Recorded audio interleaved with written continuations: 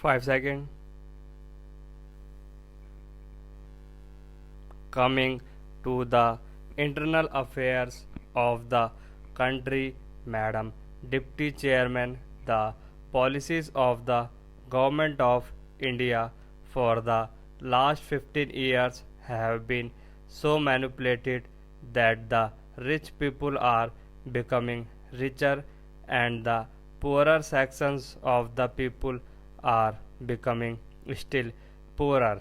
The committee that has been appointed to investigate into the question of the distribution of income has not yet given it verdict, but it is common knowledge that the people who are in the higher ups have become more rich and the people in the lower rung have become poorer.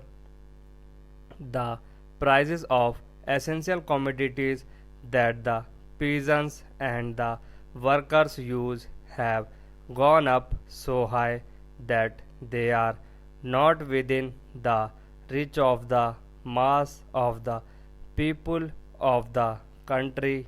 Government have not taken adequate steps to bring down the prices and to stabilize the prices as was recommended by the Food Grains Committee. We are now in the third plan.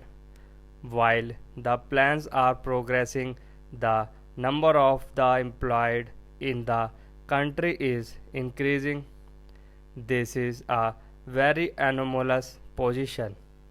It is the government alone that can explain why, in spite of the plans, the unemployment problem is becoming more and more acute, as was rightly pointed out yesterday by some speakers. Our agriculture has not been paid due attention that should have been paid to in a country where 80% of the people live on land.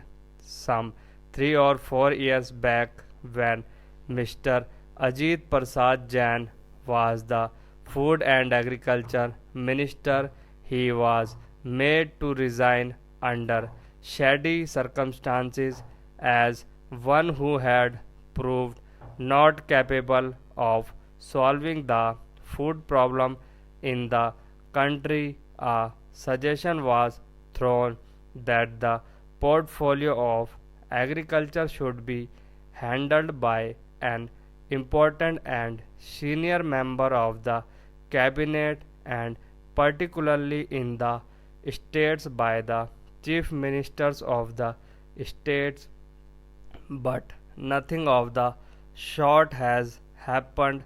Whatever increase in food grains output we have obtained is not because of any increasing in the yield per acre, but because of extensive cultivation. More land has been brought under cultivation, and so irrigation facilities have now been provided, but the increase that we have seen is not in keeping with the demand that is necessary for us to feed 400 millions in India.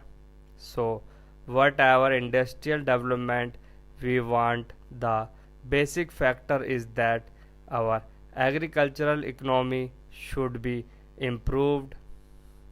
For that, all efforts should be made. More fertilizers should be used, and new methods of cultivation should be employed for growing more food crops and for growing other cash crops. In a review that was published by the Planning Commission itself, they have pointed out that there is a acute shortage of power in more than 50% of the states in India. We have accepted a planned economy. We have completed two plans and we are now in the third plan.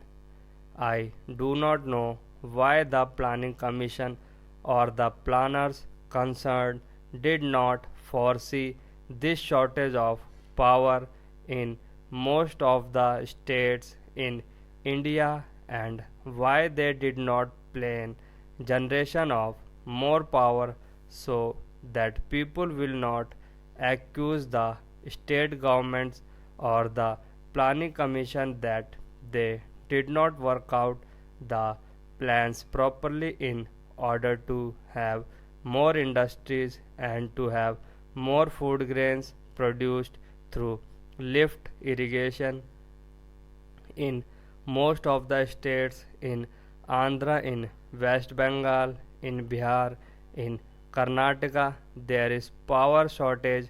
Whatever power is available now is being rationed.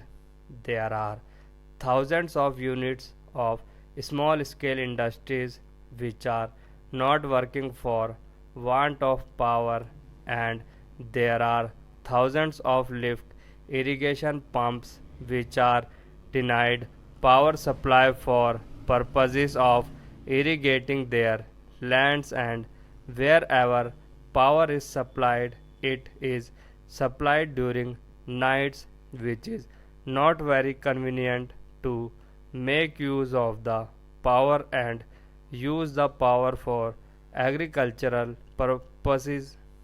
The finance minister, in the statement that he made in the Lok Sabha and which was placed before us, has stated that it was assessed that for the successful implementation of the plan, even after taking every possible measures for the development of our exports, which clearly must be given the highest priority, we would need external assistance of the order of rupees 2600 crores, and we have however been less successful in obtaining and utilizing the external assistance required for financing the import necessary for our developing economy, to industrialize our country and to bring it on par with other well developed countries. We do need assistance, financial, technical, and other assistance. The finance minister was so hopeful that he was getting rupees 2600 crores of foreign aid from Aid India Club and other countries, but now he is not hopeful of getting that amount which is necessary to fulfill the targets in the third 5-year plan.